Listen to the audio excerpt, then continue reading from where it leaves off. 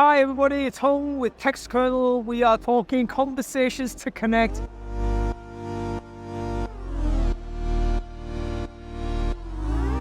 How would you describe the agency market space in 2024 compared to 2023? The market's, under some pressure over the last 6 months or so. There's no getting away from that. Look, I don't think it's been easy. I think the market's cyclical, and there's been quite a long period of time that the whole of the market has been so candidate short that the whole focus has been on finding great candidates. And that's changing. Now, historically, it will go from finding great candidates as the problem to finding requirements as the problem. And what I think we're having now is sort of perfect storm when actually still a shortage of great candidates. But now I think requirements are much shorter to get hold of. And two, they're not being passed out so easily to recruitment companies. It's definitely a year of rationalization, of optimization. I think everyone is looking at top and bottom. I think the tech space and the recruitment space are equally challenging at the moment. I think that for me, we need to all sort of redefine who we are. We need to be very niche in the way that we go about things. We need to understand where our product and where our service suits. There are some sectors which are really tough still, but broadly speaking, the recruiters here are looking to grow their business off the back of existing growth. There's a lot more tech providers here and suppliers, and that's always a real positive to my mind. Definitely agencies are thriving right now because we know that they are the easiest to adjust and they have more flexibility rather than in-house teams within the corporates. But also they are so curious about what's going on. We see from this show even like how much demand is driven by agencies, that they are all here, they are talking and asking thought-provoking questions.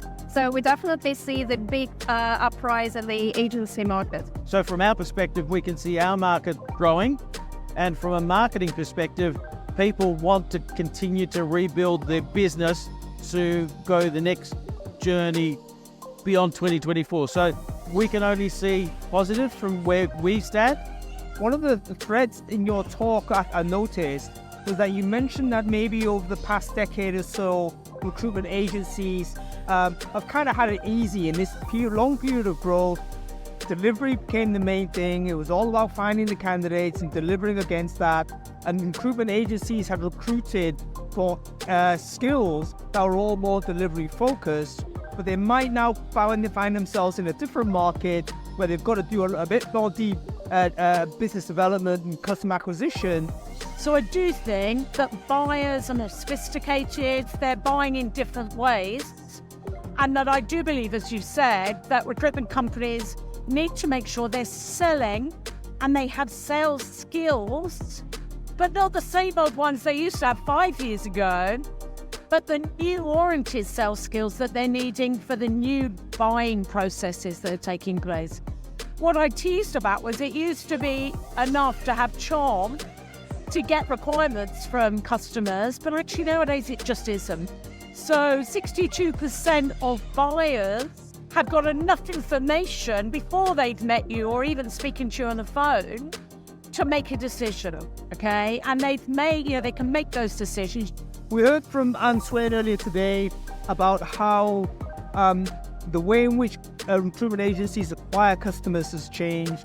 It's no longer a case of just banging out the calls and trying to persuade people by the power of charismatic salespeople, because buyers are actually sourcing information as to who they need to work with without contacting that organization in the first place. I personally think don't panic. I think it's quite dynamic out there still. Some industries obviously bloomed last year, some didn't.